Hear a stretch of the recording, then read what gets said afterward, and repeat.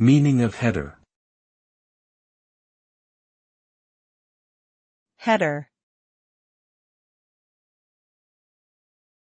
Header. Header. Header. The term header has various meanings in different contexts. In general, the header is the information that appears at the top of a page or file, typically providing details about the content or structure of the document. In computing, a header refers to the initial part of a data packet or file that contains metadata, such as source and destination addresses, protocol type, and other information used to help interpret and process the data. Headers are essential in facilitating communication and data exchange between different systems and applications.